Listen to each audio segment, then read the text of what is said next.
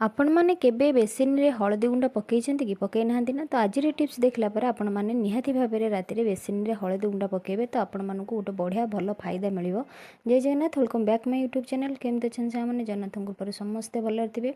सबुदिन पर आज मुझे आपण मान नुआ नुआ टिप्स ट्रिक आनी जोटा कि आपण मानकर बहुत बड़ बड़ समस्या समाधान कर। तो चलते देखी ना मोर फास्ट टिप्स कौन अच्छी। फास्ट टिप्स अच्छी मोर एमती किसी लेंबू को लेकर। तो लेंबू देखो बर्तमान टी मोर खराब हो जाए कि से लेंबू को आम फोपाड़ा ना। जिते आम घर को बहुत सारा लेंबू नहीं आसता तो लेंबू खराब हो गले आम जमार भी फिंगानी। तो से मुझे दूसरी लुण दूसरी। तो लुण दे सारापर से आउ कौन कौन पकई तादेह कौन कर आगू देखले ही आपण मैंने जानीपर। आते किसी दूसरी खाଇବା सोढ़ा जोटा कि समस्त किचेन में आवेलेबल थाए।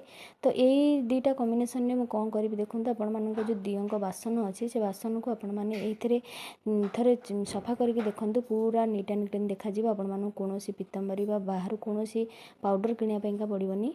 तो यही टिप्स टी सब गृहिणी मैंने करवा निहाती दरकार। कारण दियों बासन आम जदि सफा न रखा तो आमको निजक भल लगी न था। तो यही जो लेंबू आम खराब भाविक फिंगी दौचे तो ये लेंबू साहाय्य आपण मैंने दियों बासन को बहुत सुंदर चकाचक करेंगे। तो मुझे देखा केते सुंदर भाव में मोर सफा ही हो गलानी। तो बेकार भावी लेंबू को जमार भी फिंगेनि। तो यही ट्रिक रे आपण मैंने दियों बासन को आपण मैंने सफा करेंगे। तो मुझे आपण मानक धोईकी देखे पारि कि रिजल्ट आपण मानक केम देखा जाउछि। देखो केते सुंदर भाव में सफा हो जाइए। आपण मैंने निहाती भाव में छोटिया टिप्स टी घरे ट्राए करंतु। तो नेक्स्ट टिप्स अच्छी किसी एमती दीप को लेकिन। तो दीप जिते बड़े आम जली सारी थाए तो आम ताकू आउ कौ कम लगे पार सेटा मुझे भिडियो देखी। तो आपण मानकर बहुत बड़ बड़ समस्या समाधान हो पार। तो लेंबू मुझे देदेजी लुण। तो लुण दे सारापर मुझे कौन पकाऊँ देखो। आपण पाखे जदि किसी एक्सपायरी पाउडर थी जोटा कि बास्ना बहुत भल थी कड़ा थी तो से ही पाउडर आपण मैंने नहीं जातु। तो पाउडर नहीं सारापर ताकू कौन करेंगे ना टिके चामच साहाय्य आपण मैंने लुण को आ पाउडर को टिके मिसई ने जहाँफल कि आम गोटे बहुत भल स्ट्रंग सल्यूशन बनीज।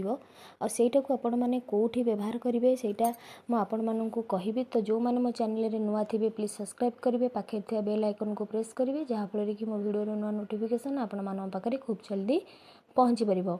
तो एक आपण मानक जो जगह मानक बैड स्मेल बाहर आसूची आपण मैंने से ही जगह मानक रखिदेवे। देखिए किसी दिन पर से बैड स्मेल आसबनी। आपण मानक बाहर कौन प्रकार फ्राग्रेंसीर जिनस आने पड़ोनी मार्केट को जाकि। तो यही टिप्स टी आपण मैंने घरे करूँ देखिए आपण मानक बहुत भल रिजल्ट मिल। तो चलो देखीदा नेक्स्ट टिप्स अच्छी मोर किसी एमती बरफ को लेकर। तो बरफ रे मु कौन कर निहाती भाव आश्चर्य लगुव कि बरफ रे मु पाउजी को कौन पाइंका पकाउची। तो निहाती भाव आश्चर्य लगुव। तो वीडियो को जमार भी स्किप करंतुनी फास्ट टू लास्ट पर्यंत देखंतु आ फ्रेंड्स मान सहित शेयर करंतु जहाँफल कि से टिप्स या ट्रिक फायदा उठे पारे। तो आइस रे मु पाउजी को कौन पाई दौची ना आजिकल आपण मैंने देखिथे तो ज्वेलरी किसी माने डुप्लिकेट सिल्वर भी मार्केट रे आम आवेलेबल रोचे। तो ताकू आम चेक करने आपण मैंने किसी आइस नहीं जी आइस रे आपण मैंने पाउजी की पकई ने। तो देखिए जिते बड़े पाउजीटा को माने बरफटा जो ऑब्जर्व कर नब तो आपण मैंने जानवे कि आपण मान रूपाटा पूरा परफेक्ट अच्छे। जो देखिए बरफटा ऑब्जर्व करूनी तो आपण मैंने जानवे कि आपण मान पाउजीटा टिके कम भल अच्छी डुप्लिकेट टाइप अच्छी। कारण मार्केट में बहुत सारा जिन आमको ओरिजिनल डुप्लिकेट मिलूँ तार फरक जानापी आपने घरे ये छोटे टिप्सटे करूँ। तो आपण मैंने आराम से जानीपर पाउज रे गोटे गोटे कला रूप भी थाए। तो सेगुड़ाक आपण मैंने घरे आणिक एमतीका चेक करेंगे बरफ साइज। तो आशा करुँची ये टिप्सटी आपण मानक निहाती भाव में भल लगी। भल लगी लाइक शेयर सब्सक्राइब करने भी आदौ भूलिए नहीं। तो चलते देखी ना मोर नेक्स्ट टिप्स कौन अच्छी। नेक्स्ट टिप्स अच्छी एमती माने रोषेई सिंक कि बेसिन की लेकिन। तो जिते बेसिन आम जब कौटे बाहर को जाइए तो आमर बेसिन तो यूज ही न थाए। तो यूज न होगा फल आपण मैंने देखिए किसी दिन पर आपण मैंने आसला पर देखिए तो बेसिन गोटे बैड स्मेल आसता है। तो से स्मेल को आम केमी रिमूव करवा तार गोटे सुंदर घरोई उपचार मुझे।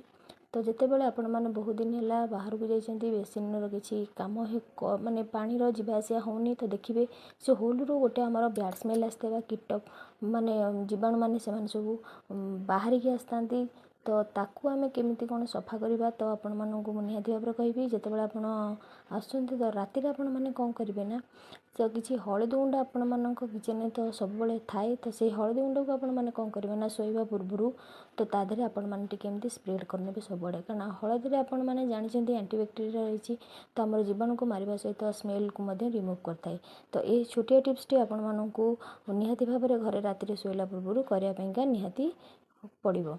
तो आशा करुँच आज सब टिप्स आपण निहाती भाव में यूजफुल थी। रखुची जय जगन्नाथ।